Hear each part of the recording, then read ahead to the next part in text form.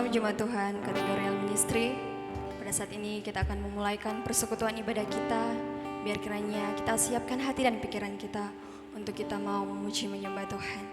Untuk itu kita satu dalam doa. Kami bersyukur Tuhan untuk kebaikan Tuhan dalam kehidupan kami, yang tak putus-putusnya Tuhan nyatakan di tengah-tengah kehidupan kami. Kami bersyukur untuk setiap apa yang Tuhan berikan dalam kehidupan kami Tuhan. Kami tidak dapat membalas setiap kebaikan Tuhan. Kami hanya boleh menyerahkan kehidupan kami untuk kami memuji memuliakan nama Tuhan.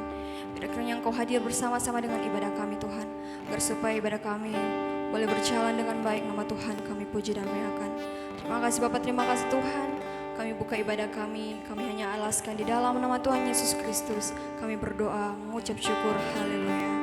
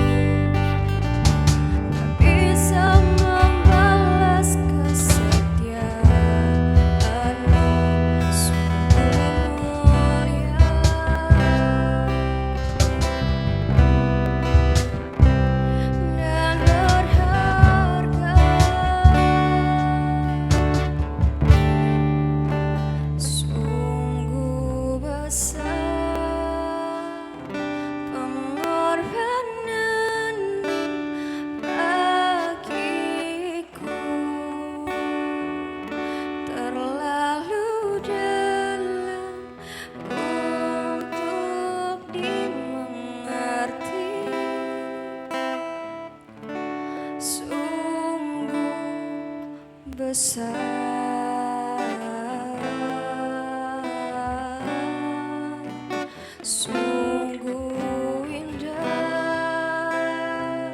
yang kau fikirkan tentangku, tak terselami bagiku.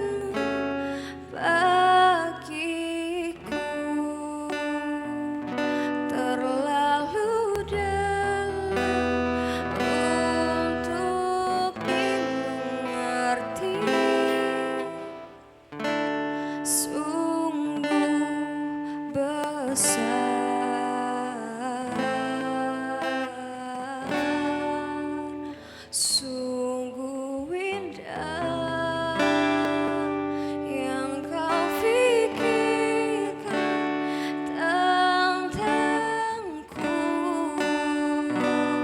tak terselami bagiku.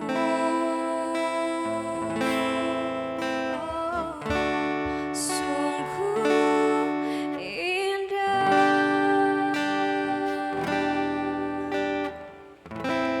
sungguh indah, sungguh indah.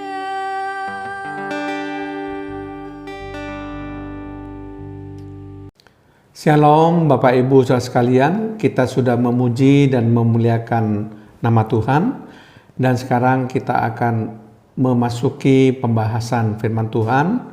Kali ini saya akan menyampaikan firman Tuhan dengan judul Hamba Tuhan yang Benar.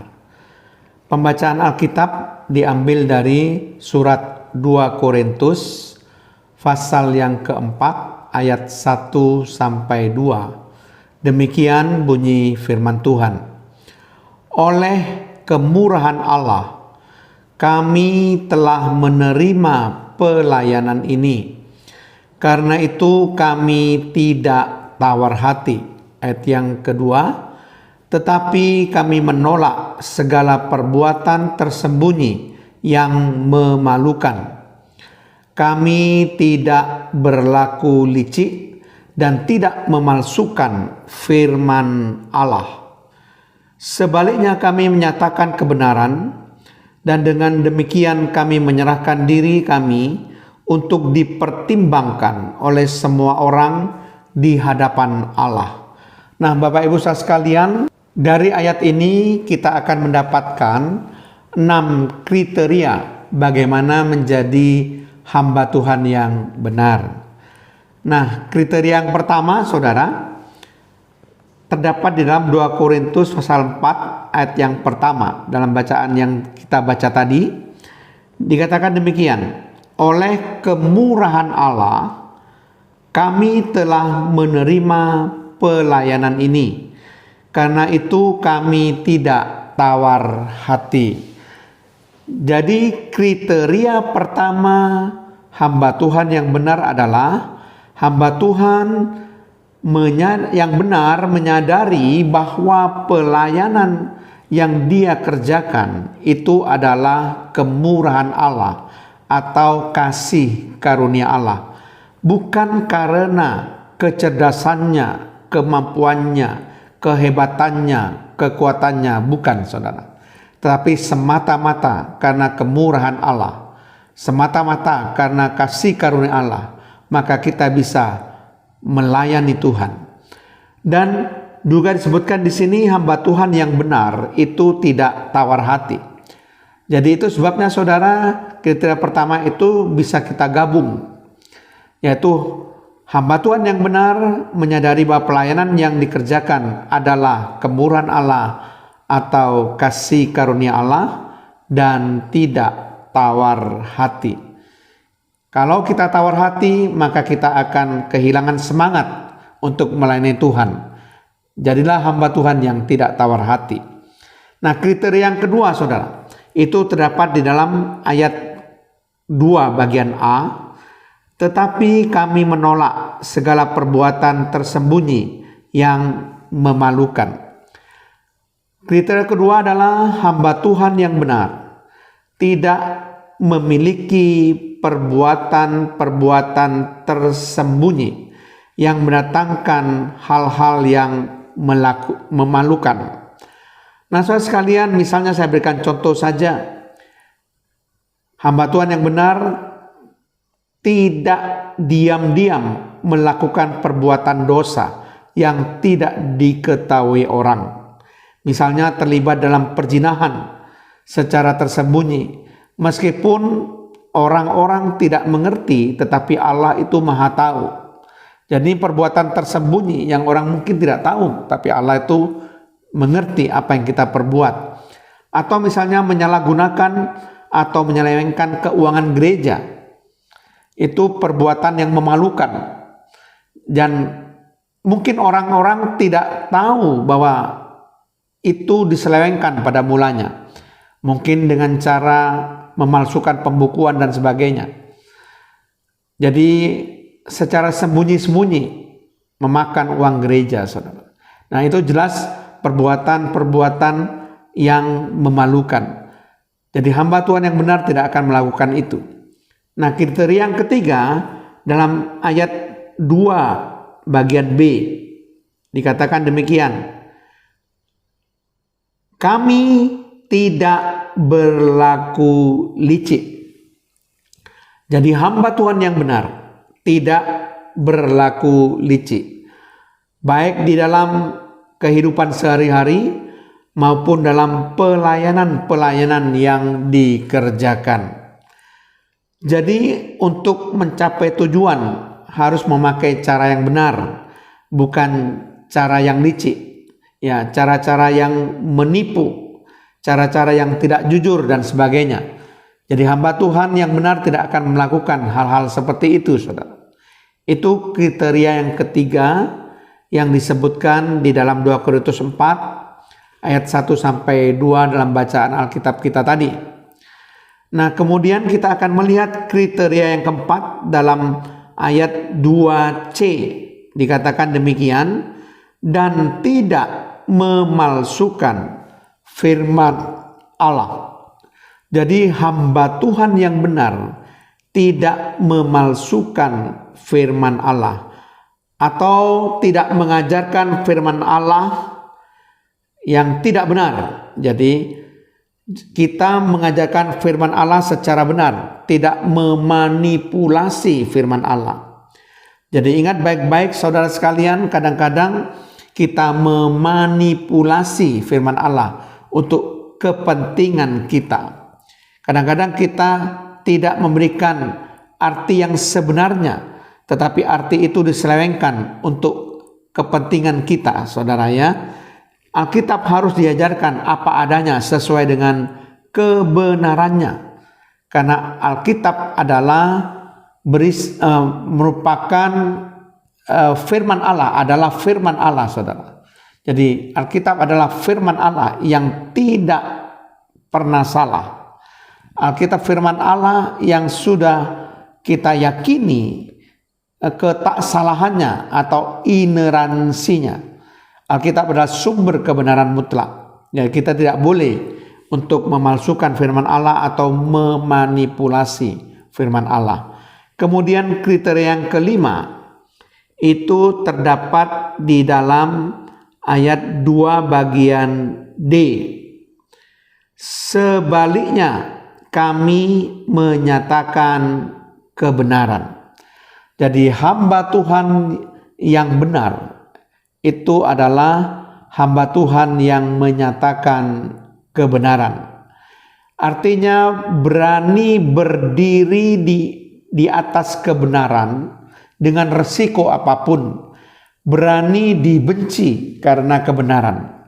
Artinya tidak pernah melakukan hal-hal yang mungkin memanipulasi kebenaran.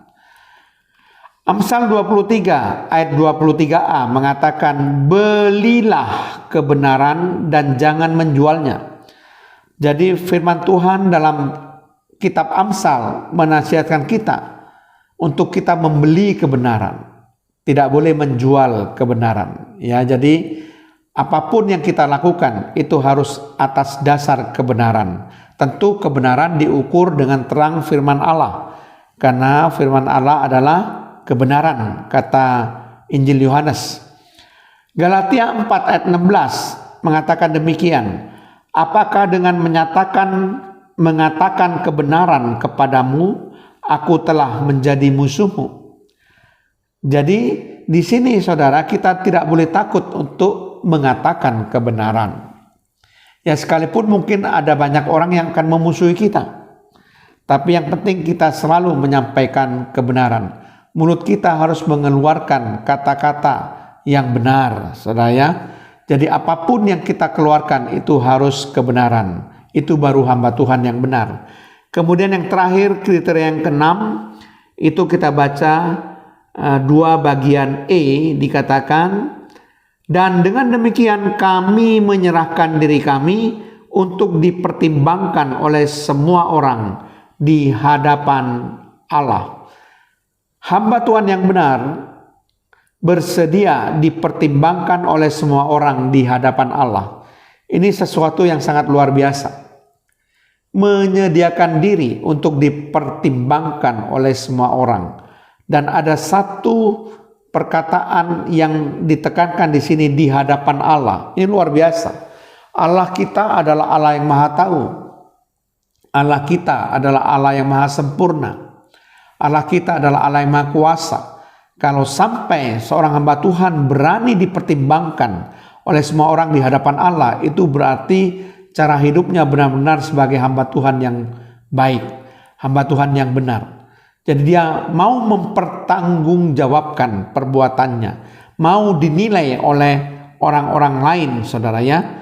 Tidak takut untuk dikoreksi, tidak takut untuk diperiksa oleh semua orang terhadap apa yang telah dilakukannya, dan berani mempertanggungjawabkan dengan segala macam konsekuensi apapun.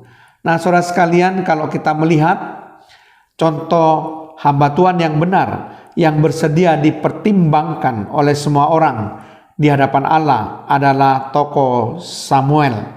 Ketika dia harus mengakhiri kepemimpinannya di hadapan umat Israel yang telah dipimpinnya, karena pada saat itu umat Israel meminta seorang raja yang akan menggantikan hakim-hakim yang memimpin sebelumnya. Jadi Samuel sebagai hakim Israel, dia mengakhiri kepemimpinannya, dan setelah itu maka Israel dipimpin oleh seorang raja. Tapi yang menarik sekali adalah ketika Samuel mengakhiri kepemimpinannya. Coba kita baca dalam 1 Samuel 12 ayat 3-5. Kita akan melihat bagaimana bahwa Samuel adalah seorang hamba Tuhan yang benar. Ayat yang ketiga, di sini aku berdiri, berikanlah kesaksian menentang aku di hadapan Tuhan dan di hadapan orang yang diurapinya. Lembu siapakah yang telah kuambil? Keledai siapakah yang telah kuambil? Siapakah yang telah kuperas? Siapakah yang telah kuperlakukan dengan kekerasan? Dari tangan siapakah telah kuterima sogok sehingga aku harus tutup mata? Aku akan mengembalikannya kepadamu.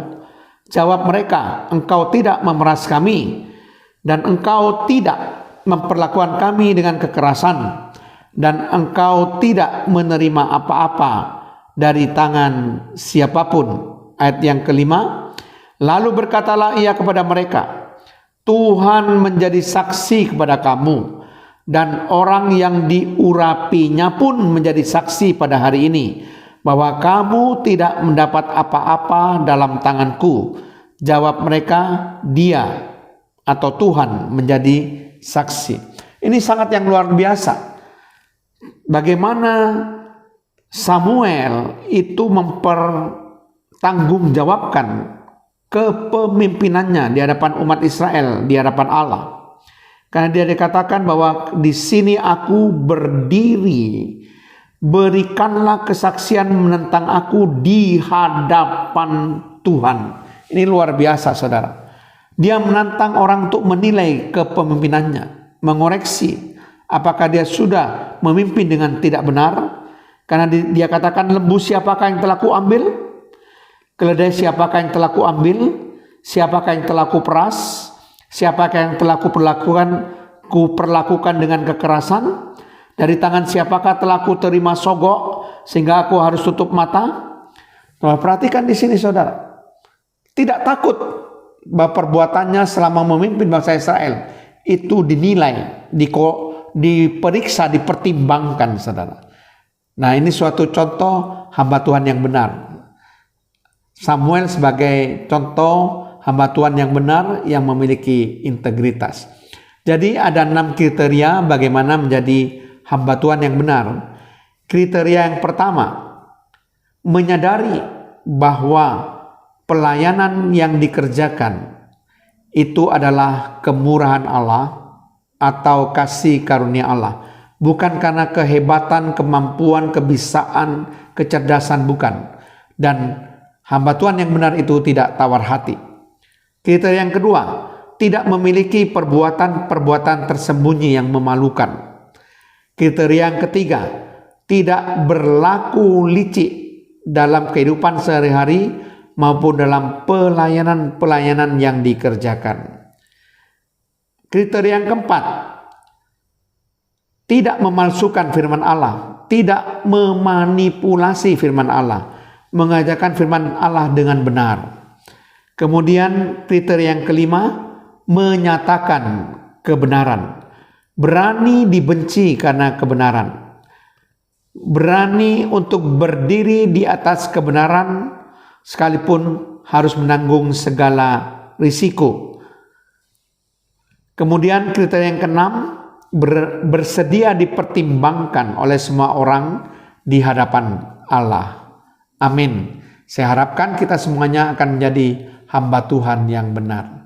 Mari kita berdoa. Terima kasih Tuhan, kalau hamba-Mu sudah menyampaikan kebenaran firman-Mu, supaya kami harapkan seluruh jemaat yang mendengarkan firman Tuhan ini menjadi hamba Tuhan yang benar, yang berkenan di hadapan Tuhan. Di dalam nama Tuhan Yesus Kristus. Haleluya. Amin.